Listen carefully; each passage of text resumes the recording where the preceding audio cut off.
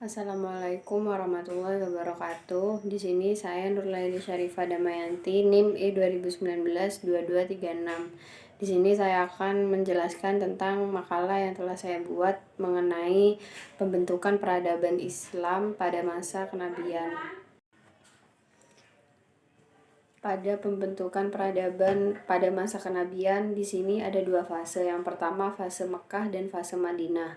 Yang pertama fase Mekah, yakni tentang sistem dakwah. Pada fase Mekah, sistem dakwahnya Nabi Muhammad melakukan secara 3 tahap. Yang pertama secara rahasia, di mana Nabi hanya memberikan dakwahnya kepada kerabat dan keluarga terdekat. Kemudian yang kedua semi rahasia. Jadi Nabi menyebarkan agama Islam dalam lingkup yang lebih luas, termasuk kepada Bani Muthalib dan Bani Hashim, dan yang pada tahap yang terakhir yakni secara terang-terangan. Nabi dalam berdakwah secara terang-terangan ke segenap lapisan masyarakat, baik dari kaum bangsawan maupun hamba sahaya. Namun dalam melakukan dakwah ini, Nabi mendapat penolakan dari masyarakat Quraisy dengan berbagai cara.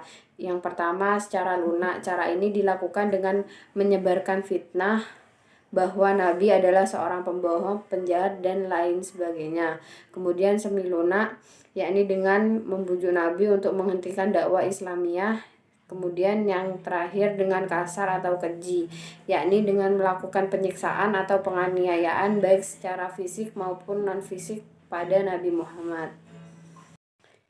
Dalam melakukan dakwahnya, Nabi mendapat penolakan dari kaum Quraisy karena ada beberapa faktor. Yang pertama tentang bidang politik kekuasaan. Kaum Quraisy tidak dapat membedakan antara kenabian dan kekuasaan. Mereka mengira bahwa tunduk kepada seruan Nabi Muhammad berarti mereka tunduk kepada kepemimpinan Bani Abdul Muthalib.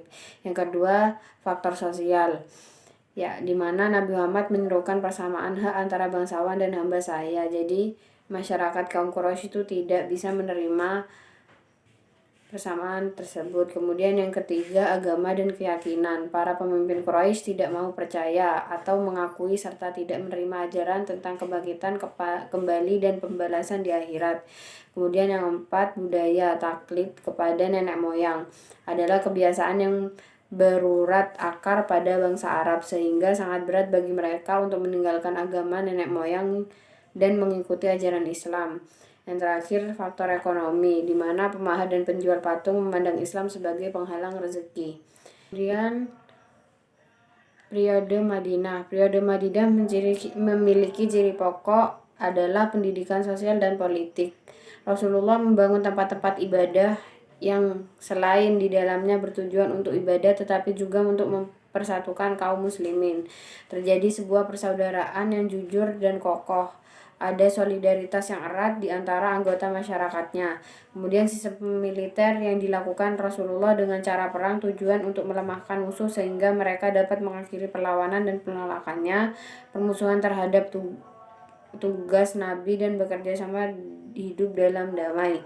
Ekonomi umat Islam yang utama adalah zakat dan sedekah yang diambil dari kaum muslimin sendiri dan didaya gunakan untuk berbagai hal, khususnya untuk kaum miskin dan perjuangan di jalan Allah.